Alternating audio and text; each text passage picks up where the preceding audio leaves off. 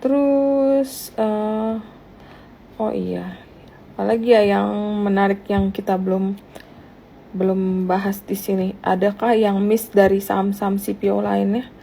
Kayaknya hampir semua CPO nih udah kita bahas ini. Nah, ya ada lagi ya. Gosco. Oh iya. Gosco itu ini loh, apa namanya, 100% RSPO loh. Oh gitu. Sorry, ANJT, sorry. Oh ANJT. Oh. ANJT 100% RSPO. Oh iya, kita tuh belum bahas ANJT loh. ANJT ya 100% RSPO. Oh. Dia itu kenapa bisa RSPO-nya 100% karena dia tuh kebunnya tuh spread tapi kecil-kecil gitu. Jadinya untuk verifikasi RSPO gitu lebih cepat dibandingkan yang lain-lainnya. Kalau di sini kan kebunnya luas tuh ya kan. Verifikasi RSPO-nya agak sulit. Tapi kalau Gosco tuh lebih ya gampang gitu kan. Tapi kalau misalkan kayak apa namanya katalis kayak ESG atau apa yang lainnya tuh Gosco. Apa Gosco lagi? ANJT.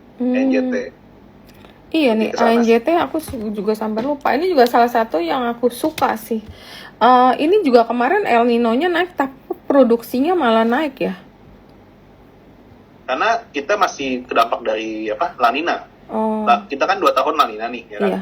Jadi efeknya masih berasa sampai bulan ini. Nah, efek dari El Nino tahun ini kemungkinan akan berasa di November atau Desember. Tapi ANJT ini kira-kira tanaman itu usianya masih muda atau kayak masih muda ya? Atau gimana sih? Soalnya ini juga jarang banget yang cover. Itu di 13 tahun. Oh oke dong. Yield-nya juga bagus, 19. Cuman bukunya belum aku begitu liatin sih. Dia tuh tapi luas lahan itu, balik lagi. Karena dia kecil-kecil, spread. Dia tuh luas lahan tuh cuma 53.000 hektar. Oh, kecil dong. Jadi setengahnya si DSNG sama ini sih. Oh, terus sama ini ya, dia mencar ya. Mencar ya. Jadinya kemakan di logistik cost-nya sih. Oke. Ini sih kemarin melejit naik karena berita Pak LKH katanya ada masuk waktu itu. Sempat naik kencang. Sakti lah. Iya. Pak LKH. Iya. Ya, kita juga sekarang mau belajar nih jadi value investor. Jadi beli sekarang, panennya nanti. Ya nggak se-value mereka, Pak LKH lah, bisa yang lama sekali. Kita mungkin beli sekarang, panennya nanti tahun depan pas lagi perform, ini sektornya lagi perform, kita udah punya barang gitu, jangan ntar perform baru masuk. Terus apa sih nih, Fapa emang saham nih? Fapa? Aku belum liatin kalau Fapa. Iya, ini yang kecil-kecil sih kita nggak gitu ngikutin ya. Oke. Kurang di sini. Nanti saya coba liatin ya. Kalau NSSS tadi kamu bilang katalisnya apa sih? Ini NSS itu lebih ke ini sih, capacity expansion-nya tuh double di tahun depan. Jadi dari segi revenue, net profit itu double juga. Jadi earnings growth-nya itu bisa dibilang eksponensial lah untuk di tahun depan. Nah, dari situ kita suka. Tapi balik lagi ke valuation wise itu masih mahal, masih di atas TAPG dan DSNG, tapi ini bisa dijustified karena umur tanaman dia tuh paling muda, di sekitar 9 tahun. Jadinya ketika TAPG, DSNG, LSIP ini yang tadi udah mulai nggak begitu prime, nah NSS ini yang paling produktif di antara yang lainnya. Jadi masih bisa dijustified. Luas lahannya cukup besar nggak ini? Gede. Sekarang itu baru di sekitar 25.000, tapi kan masih ada land bank sekitar 25.000 lagi. Nah itu mulai ditanemin. Jadinya itu yang ngejaga dia untuk di 5 tahun ke depan itu plantation age-nya itu masih di sekitar 9-10 tahun. Jadi masih prime. Oke. Menarik. Terus ada yang nanya mengenai Smart dan CK. Smart itu yang Sinarmas Agro Research itu bisa dibilang luas lahannya itu luas banget. Saya coba cek itu sekitar 140.000 ya. Nah Smart ini tapi umur tanamannya itu udah tua ya, 19 sampai 20 tahun ya. Udah paling ujur dong. Iya, terus ya belum begitu atraktif sih in my view ya sekarang. Kurang liquid juga sih sebenarnya. Iya. Kemarin. Terus apa tadi? CK, Cahaya Kalbar. Wilmar, Iya tuh. Wah, nggak begitu terlihat, tapi kan ini ya apa namanya yang ngambilin ini kan CPU FFB atau CPU production dari TPG, SNG dan yang lainnya buat jadi downstream produk. Ini Sania atau apa? Oh, ini udah company udah lama banget loh, listingnya dari 96. Tapi ya begini-begini aja ya, likuiditasnya tipis soalnya, jadi susah kita kadang-kadang. Liquidity is the key kalau untuk market sekarang. Kalau misalnya soalnya pindahan sektor itu atau ada berita yang tiba-tiba keluar itu cepet banget. Kalau dapat barang yang gak liquid atau likuiditasnya tipis, begitu panik orang mau jualan itu kadang susah ya. Ini ada yang nanya apa CSRA ini? Cisadane. Iya. CSRA ya, Cisadane. Wah, aku nggak begitu liatin ini. Iya, aku juga nggak pernah. Aku malah nggak tahu ini, soalnya market cap-nya 1T ya. Terus ini listingnya kapan? Saya kayaknya baru deh. 2020. Iya. Iya. Tapi kita nggak begitu main. Soalnya waktu itu kan memang sektor CPO kan memang belum perform banget. Boleh dibilang nanti kalau misalnya kayak call misalnya tiba-tiba performnya panjang dan lama, ini yang kecil-kecil juga pasti ngikut sih. BWPT tadi kita udah bahas Pak tadi sebenarnya. BWPT ya mungkin lebih ke potensi M&A kalau itu benar bisa terjadi ya. Kenapa kita suka CPO gitu kan? Ada gini, balik lagi tahun depan itu kan kita nyari yang industri mana sih yang di atas, yang earnings growth tuh di atas industri rata-rata, di atas banks bahkan gitu kan. Nah, salah satunya adalah sektor komod, terutama kan coal udah pasti ya kan, oil udah pasti. Nah, CPO, nah ini juga pasti menurut saya. Kenapa? Karena balik lagi CPO price itu merangkak naik ke atas. Tahun ini udah low base banget. Nah, dividennya juga ada gitu loh. Oh iya. Jadi dengan valuation 5 kali PE, 6 kali PE, terus habis itu earnings growth bisa 25-30% tahun depan di atas banks gitu kan. Ya, menurut saya sih oke banget sih tetap CPO gitu kan. Iya. Bisa menjadi alternatif investasi, ya kan. Mungkin tahun ini consumer kita atau retailers yang banyak kasih cuan kayak MAPI, terus kayak Mayora ya tahun ini perform banget ya. Ya mungkin saatnya kita ngelihat, karena biasa kan ada terjadi rotasi, hal itu sangat wajar gitu loh. Kalau udah yang udah tinggi-tinggi biasa ya profitnya udah terbatas, atau nah susahnya gini, mungkin yang gampangnya gini, kalau udah tinggi resultnya misalnya udah bagus kan orang expect-nya dia naik lagi, tapi kan dari high base. Nah biasanya nanti keluar misalnya nggak sesuai atau di bawah itu, nanti orang akan reduce cari yang lagi di bawah. Nah lagi di bawah mungkin sektor CPO ini dengan beberapa katalis yang tadi udah Karel sebutkan itu menjadi faktor yang patut kita pantau untuk investasi, tapi bukan untuk short term trading, karena nih masih katalis mungkin sampai tahun depan kali ya. Terus katanya Pegun ini emang ini juga ya? Aku malah nggak tahu nih. Pegun. Wah. Ini CPO atau apa sih nih? Kok aku nggak tahu? Consumer non cyclical. Oh ini oh iya, ada perkebunan dan pengelolaan kelapa sawit terpadu. Aduh ini kita juga nggak tahu nih. Iya belum tahu sih. Ke bid over 1 lot 2 lot gimana kita masuk? Iya ini terus ada juga Jawa. Jawa nih kesukaannya si Kenny sih sebenarnya nih. Dulu Kenny suka banget ya sama Jawa. Dulu Jawa ada Warren ya kan? Ada. Iya. Aduh, kalau dari angka sih kurang menarik ya, Jawa ini untuk saat ini ya. Ya kecuali nanti sampai CPO-nya benar-benar gerak semua. Nah ini ya itu mah semua orang biasa. Kalau misalnya contoh ya, kalau call lagi main mau yang call yang paling kecil pun semuanya disikat gitu loh. Sama nantinya bisa aja gitu. Kalau PAM apa sih? PAM kan perusahaan investasi, dia kan sih udah nggak ada CPO kan? PAM itu lahannya udah diambil STAA. Jadinya CPO-nya tuh udah nggak ada. Jadi dia adanya masuk MMLP. PAM ini isinya MMLP. MDKA, MMLP. Iya, jadi kayak semacam kayak Saratoga nggak sih nih? Perusahaan investasi. Iya, jadi ini Saratoga. Iya, jadi PAM ini bukan CPO lagi. CPO udah divestasi, udah dijual ke STAA udah sekitar tahun kemarin apa? Belum lama sih. Tahun kemarin kalau nggak salah.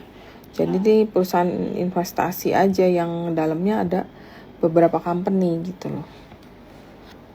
Gitu. MMLP sama MDKA. Berarti under coverage kamu baru 3 itu yang tadi ya? 3 itu, tapi ada ngeliatin juga sih. Arsip tetap kita liatin sih sebenarnya. Tapi kita belum buat reportnya lagi. Oke, menarik. Oke, mungkin kita sekarang masuk ke technical ya. Siap. Oke, bentar ya. Oke, thank you teman-teman. Thank you banget. Mudah-mudahan habis ini langsung deh pada terbang. Enggak lah, kalau ini nggak bisa langsung terbang karena will take some time untuk proof. Nanti begitu proofnya terjadi biasanya harganya udah nggak segini. Iya. Ya, kita tapi dari beberapa katalis tadi yang disampaikan plus mungkin akan beneficiary juga dari bursa karbon. Ya bisa lah gitu kan. Ya itu sih mungkin. Thank you ya Cerita, tim CLC. Thank you juga teman-teman nih yang udah hadir. Untuk hari ini ya. Oke, mungkin saya serahkan kembali ke Cerita. Oke, thank you Karel. Aku izin share untuk technical. Oke, dari from the beginning. Oke, ini untuk technical minggu ini ya.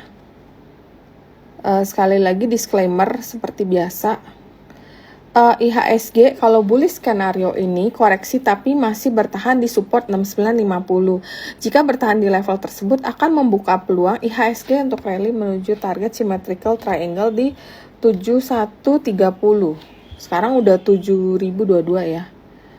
Kemudian untuk bearish skenario jika IHSG menguat tapi kembali membentuk bearish divergent, koreksi akan lanjut dan menguji last low di 69 dan jika terlewati akan membuka double top menuju 6760. Untuk saat ini sih kelihatannya kita akan menuju bullish ya, karena komoditi kalau sampai perform biasanya itu cukup gede ke impact ke indeks ya, dan kalau banknya juga bergerak naik atau bertahan aja itu udah lumayan. Nah, kita bisa lihat dari sini kalau rotasi sektor yang saat ini lagi perform, yang improving ini nggak ada untuk weekly-nya. Yang lagi perform ada IDX Basic sama IDX Energi. Nah, makanya karena ini berpotensi banget indeks kita untuk bertahan di atas. Dan juga ada IDX Infra. Yang turun adalah IDX Cyclical, IDX Prop, dan yang ada di lagging ada IDX Trans, IDX Health, IDX Tech, dan ini ada IDX Non-Cyclical ya, ini aku nggak kebaca. Kemudian kalau daily-nya ini yang improving ini ada cukup banyak, ada IDX Health, IDX Tech, IDX Industry, IDX Trans, IDX Cyclical. Yang ada di leading ada IDX Basic dan ini energi agak turun sedikit. Infra ada di weakening, kemudian Prop dan Cyclical, IDX Finance ada di lagging untuk daily-nya.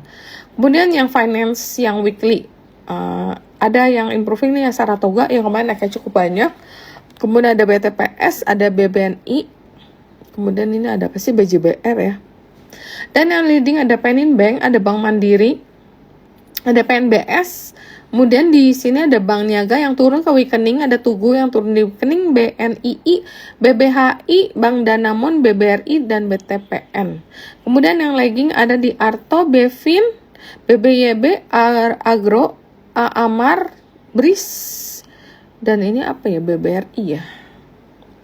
Kemudian yang basic ini secara weekly yang ada di ESA ini masih di improving. Jadi yang improving ini biasanya akan menarik karena dia akan pindah, umumnya akan pindah ke leading. Jadi kita suka beli yang di improving. Yang di leading atau saat ini lagi manggung ada di Barito, ada BRMS, ada Tekim. Ini NCLI ya. Kemudian yang weakening ada Indakiat, ada Semen Cibinong, SMGR, ISSP, dan yang lagging ada di Inco, ada di Weton, TPIA, PSAB, MDKA, Arci, SMBR, INTP, DKFT. Kemudian saham yang menarik, ya kebetulan karena kita bahas CPO, dan CPO yang cukup menarik saat ini ada di TAPG, karena TAPG akan menarik jika break 590. Rekomendasi technical untuk TAPG adalah buy if break 590. Saat ini harga TAPG masih 575 ya. Break resistant downtrend line di 570. Kenaikan berlanjut akan menguji resisten berikutnya di 590. Jika TAPG berhasil melewati 590, akan membuka peluang TAPG untuk rally menuju 650. Buy area di 590 hingga 565, target pertama 620, target kedua 650 dan stop lossnya 560. Parabolic SAR di sini sudah positif. MACD udah positif, parabolic SAR juga positif. Kemudian untuk ESA ini koreksi namun akan tes poin B di 730. Bertahan di level tersebut, ESA akan kembali rally menuju PR set bad pattern di 1060. Jadi ini upside-nya ini sangat menarik, ditambah kemungkinan kenaikan harga amonnya yang masih berlanjut. Buy area bisa dilakukan di 800 hingga 740, target pertama 865 dan target kedua 1060, stop lossnya 720. Jadi saat ini ESA masih berada di harga 755 ya, stop lossnya 720, jadi cukup dekat. Tapi kalau misalnya ESA-nya berhasil rebound karena dia ternyata yang 730 itu udah mantul lagi, upside-nya ini menarik 865 hingga 1060. Kemudian NCKL itu break resistant di 1060. Jika tetap bertahan di level tersebut, NCKL akan kembali rally menuju 1345 hingga 1560. Rekomendasi teknikal untuk NCKL adalah buy area bisa dilakukan di 1175 hingga di 1100. Target 1 di 1345, target kedua 1560 dan stop loss di 1070. Ini juga sangat menarik. Ini ada Mutu, yaitu emiten yang terkait dengan bursa karbon yang akan launching tanggal 26 September. Mutu ini rally dalam beberapa hari dan akan tes last high di 208. Jika break level tersebut, maka Mutu berpotensi kembali rally menuju 270. Parabolic SAR sudah mengkonfirmasi sinyal beli.